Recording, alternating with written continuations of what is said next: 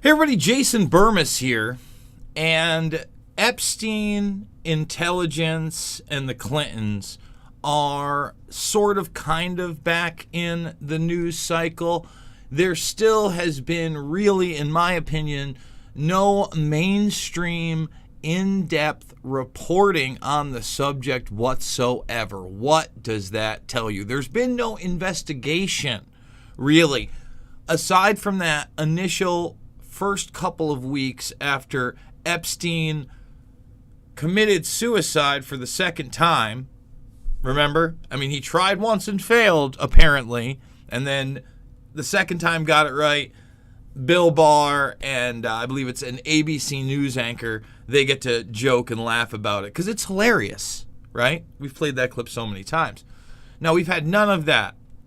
So right now, Vicki Ward, who we're going to get into start to finish with Maria Farmer and Steve Hoffenberg, all these different things, because I think it's really important to show the history. What is the bottom line here in what is being said by Vicki Ward and picked up via her podcast? I believe there's supposed to be a Discovery Channel documentary, and now we also have her writing in the Rolling Stone with the headline, "Was Jeffrey Epstein a Spy?" Well, the truth of the matter is, the vast majority of what is being said is directly old hat, has been known. Maria Farmer herself has been on this program, revealed a lot of it. Hoffenberg has been around for some time. And the funny thing is that she refers all the way back to a 2002 interview with him where he talks about the intelligence connections, and she remains silent on that all the way up until the incarceration of Epstein, when she talked about intel, and that's why Acosta couldn't go after him. Acosta doesn't answer the question, and then also talks about Adnan Khashoggi, right? And that's where a lot of the puzzle pieces really began to come together, for me at least, because Prince Andrew is also an arms dealer and Khashoggi was involved with Iran-Contra. So what you end up having is this consortium of not only a pedophile ring, not only a blackmail ring, but arms dealing, and it's even mentioned in this op-ed, drug dealing. Now, there are numerous reasons to be suspect of Vicki Ward's motivations, and that's what we're going to lead with, because Whitney Webb has already done so much work out there showing, for instance, the Israeli intelligence connection that's briefly discussed in this, showing that this guy definitely was a mover and shaker within the circles of not only blackmail, but again, high-level pedophilia. A network that's been around for some time, by the way. So I think that's where we're going to go with this. I'm going to show people this information, and we're going to go from there. Before we get there, I do want to remind people we've just gotten back on YouTube. It's been 2 weeks, but I need you to thumbs the video up, subscribe, share. Share this information with other people. Share Whitney Webb stuff. We've had her on here. The Whitney Webb interviews are in-depth. You know, we actually read these things and go through them. Like I said, there was a name in here I wasn't familiar with in the Vicki Ward piece, Douglas Lease, that further basically ties Epstein to more arms deals, okay? And I do think that type of thing is important. So thumbs it up, subscribe, share. There is a playlist in there from the stuff that I've been now doing on this channel for years, but we've been talking about this for well over a decade here. Well over a decade. And remember, right now, I believe the cover-up crew is really what's in effect. That's why they have Nygaard. That's why they have Brunel. You know, they're cutting ties with these old men. Assets, some compromised others, but I would say like a main asset like Leslie Wexner, who Maria Farmer herself said was the head of the snake. Nothing's happened to the Wex. Weird and wild stuff. all the documentary films, they are free. Loose Change, Final Cut, Fabled Enemies, Invisible Empire, A New World Order Defined, and Shade the Motion Picture right here, right now. Rockfin. Here's the deal, guys. We are now on, we're in competition for having the largest channel on Rockfin. There are, I think, 3 or 4 other accounts that are larger than mine. We could be the first independent media to hit 30,000. If you guys make that free account, come on over, and why wouldn't you? You get the full Derek Bros interview. We gave 15 minutes of it yesterday, and then there's another exclusive over there, almost an hour-long interview with Generation YT.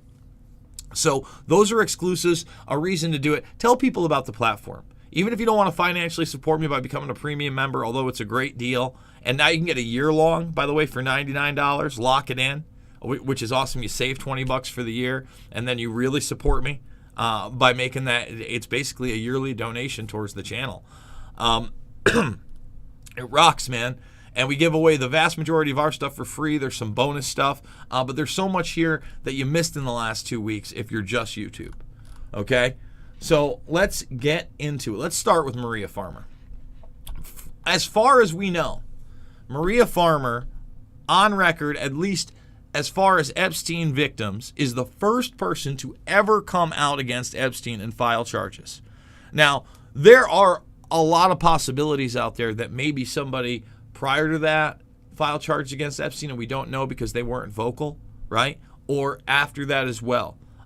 Certainly after that with the Palm Beach incidents, we do know it. But what's important about her story is that, number one, it's true. It's about her and her little sister, who was underage when she was molested. Not to trivialize at all her experience in Wexner's mansion, where she believed Epstein and Maxwell, after trying to sexually assault her, were going to kill her. No big deal, right? But that she went to both the NYPD and the FBI back in the late 90s and nothing was done. Nothing was done. Nothing was done. Now, the other thing is that she was in contact with Vicki Ward back in the day. And now you guys can read the entire back and forth. And, you know, she feels like she did have a relationship with Ghislaine Maxwell and that Vicki Ward is lying about that relationship. And, you know, she basically, I believe it, when her and, when she was talking to Vicki Ward back in the day, Vicki Ward was like, basically, I'm a woman that, you know, needs to be kept at a certain level. And I guess that certain level, right, includes, you know, not getting into subjects they know damn well about. And we've seen that time and time again. And let's talk about that for a second. In this Rolling Stone piece, she talks about visiting Stephen Hoffenberg in jail and talking about Epstein, and her having an idea back in 2002 that he had intelligence connections even before, right? Even before the Acosta stuff and other sources basically telling her the same, okay? And that Acosta had said it was above his pay grade, or was told it was above his pay grade. So this is one part of the well, this is her piece, right? Well, we'll show you the Daily Mail piece that is based on her first podcast episode. But here she talks about the Israeli involvement. She talks about the sketchy death of Robert Maxwell, who, if you if you read Seymour Hersh's stuff back in the day, it really outlines how Maxwell did work with the Israeli Mossad, okay? And his suspicious death. It talks about Towers Financial, obviously, with Hoffenberg, who Jeffrey Epstein worked with the prosecution behind the scenes to put Hoffenberg in jail while nothing happened to him. And he basically tucked away what's said to be $100 million in this episode, or in this article. Okay? And you look at this, and again, Douglas Lease is brought up in the arms trade, and I want to make it very, very clear that that's important because this is an article back in 2011. This is Prince Andrew, who is, you know, a notorious pedophile within this Epstein network, as per all the documentation, Okay, and by the way, only 43 thumbs up. Can we get 50 or 100, guys? It's an important video. But it says this: Prince Andrew's enthusiasm for high living and the UK arms trade is doing his reputation no good now. His arms trade. Oh, okay. And we got a Tipsky and Hutch over here. This is from Rob Mantle. He says, keep up the great work, Jason. I've been a fan since Loose Change and came over to Rockfin. It's the best $9.99 a month I spend. One of the last outposts of free speech. Agreed. And they're empowering me through technology to reach you with content that we can no longer talk about here. And that content is becoming more and more and more. And perhaps we won't be able to talk about intelligence connections because, you know, we could put lives in danger by exposing what the true deep state does, right? What this international crime cartel does. Because that's the thing. It looks like Epstein was U.S. intelligence, was Israeli intelligence, was perhaps some level of UK intelligence, obviously working with Maxwell. There's a lot of partnerships. You go look at Iran-Contra. In fact, we might have to play just a little bit of that Iran-Contra thing so people can understand that in Iran-Contra, you had the Israelis getting the weapons from Czechoslovakia and Poland and then shipping them down for that extra layer of plausible deniability. All right? So, the other part of this, and again, props to Whitney Webb for being the real deal. But this is another point where, Vicki Ward is talking about the relationship between Bill Clinton, Ghislaine Maxwell, and Jeffrey Epstein. Well, we already know that Epstein's lawyer said that he was integral in the Clinton initiative, in the Clinton Foundation, all of it, back in the 90s. Again, Whitney Webb, Unlimited Hangout, by the way, also on Rockfin. And she was predicting all this censorship well before it was happening. Yeah, you had so many of these bannings and demonetizations. She's like, no, they're going to start getting you in real time. And now we have the announcement of social media in real time, along with possible text messages in real time on behalf of the state. Lovely. I love being told what to think, especially when the state's so honest with us. I mean, look at this. So you know what? Let's do it live. Thumbs it up. Let's bring in some Invisible Empire, a New World Order to find. What we're at home. Okay. So we'll go to this bad boy right here. We'll pause it, and we'll try to find this network. Oh, there's good old Ollie North, and this is the expose. Yep. I mean, how much do we play? Because, it did involve Bill Clinton, too. Do we play the whole thing? We might. Oh, man, there's so much of it. Mena, Arkansas. Oh, there we go. Let's start with Peter Dale Scott and see what he has to say.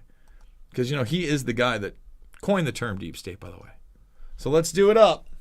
The Republicans, including William Casey, who later became Reagan's head of the CIA, negotiated with the Iranians for them not to release the hostages which were being held in Iran to Carter, but to wait until the Carter was defeated and the Republicans were in. That is what actually happened, that the hostages were only released on the day that Carter left office and Reagan came in. Unbelievably, this same network would even be linked to the BCCI banking scandal by journalist Danny Casolaro. Casolaro was probing a conspiracy he called there's so much of it here, which involved the Iranian hostage crisis. We're going to have to bring it right here. Another part. The Contras, who were, let's face it, a force of terrorists in Nicaragua trying to overthrow the Sandinista government. They were being secretly supported by the CIA, and at the bottom of the whole thing was drugs. Iran-Contra was openly exposed by massive network coverage. How was it that in 3 years, a network Washington set up to run arms to the Contras wound up running cocaine into this country for the most vicious drug cartel in the world? At the same time, we were supposed to be fighting a war against drugs. But by the same token, I also smuggle my share of weapons in exchange for those illegal substances, with the full knowledge and assistance of both the DEA and CIA. Betzner says that in 1983 he flew weapons from Florida to El Salvador and drugs from Colombia to the Bahamas on the way back. In 1984, he says, he flew twice from Florida to Costa Rica and back. We could bring back our own cargo, and they would arrange it, or we could bring back their cargo without ever having to worry about interception, arrest, anything like this, that everything was taken care of. What kind of cargo were you talking about? Drugs. Tolliver says he had 2 meetings with this man, CIA veteran Rafael Quintero. Then in March of 1986, he says he flew 14 tons of weapons down to Honduras, to this Contra resupply base set up by the CIA. We take off from Tegucigalpa, Honduras, and we leave. To? South Florida. Where in South Florida? We landed at Homestead. Homestead? Air Force Base. This is the plane Tolliver says he used. The plane traces to a company that had a State Department contract to fly humanitarian supplies to the Contras. In addition to that, 3 dozen sources confirm the basic scheme. 3 dozen. We can now report that long before that operation began, there was another operation to provide guns for the Contras, which was also against the law. In this operation, Americans and Israelis provided arms to the Contras, and then the same network smuggled drugs into the United States. The operation was launched in spring of 1983 at Washington's request, with at least $20 million of Israeli government money later reimbursed, we're told, from U.S. Covert Operations Fund. For about 5 years, people were flying arms into Iran, and most of them came from Israel. The Israelis purchased the weapons from Poland and Czechoslovakia and began shipping them secretly from Yugoslavia to Bolivia and then to Panama. The Israeli liaison man there, this man, Michael Harari, until recently a close aide to Panama's strongman, General Manuel Noriega. You'd bring the ship into Colombia, you would load drugs aboard it, and you would bring those drugs back to Panama with you. But bringing that stuff into the United States, that was something else. I've never been so thoroughly disgusted with myself in my life. So there you go. Okay? And then it kind of catches up to where we were at. That's how they do it. And it looks very much like Epstein was definitely part of that network. And again, we only know a fraction of just the downright disturbing evil that our intelligence community has committed, not only in this country, but across the world. So guys, thumbs the video up, subscribe, and share. We tell it like it is here, and I couldn't do it without you. So I'm going to say it again. Please, please, please, not only subscribe here, but go make the Rockfin account. Jimmy Dore, if we can get to 30,000 before Jimmy Dore, who has a massive following, that would be so awesome. He's at like 28. We're a couple thousand behind, but I know we can do it. We're adding people every single day. And again, there's so much content. Right now, you're missing about 20 videos if you just watch me on YouTube and you're just seeing me now for the last couple of weeks. I still need you thumbs it up on YouTube because we need to bring people in now more than ever. With the cat videos, but at least make that free account. And guys, soon they're actually going to drop making the free account. You won't be able to comment and stuff. But there's a lot of cool things coming up. I'm going to do, I think, an AMA today talking about some of the awesome things that Rockfin is now adding. Other than that, you can buy for a full year a premium subscription at $100. What a deal. And then endorse that creator for the year. Really helps out. But there's going to be a new direct way to buy Ray tokens. And then if you tip me with Ray tokens instead of the 28% that Rockfin takes, it all comes to me. And then you're a holder in Ray, which means you're a holder in Rockfin. And again, it's a platform that's empowering free speech. So guys, thank you so much for joining me. Remember, it's not about left or right. It's always about right and wrong. I love you, and I'll see you on the flip side.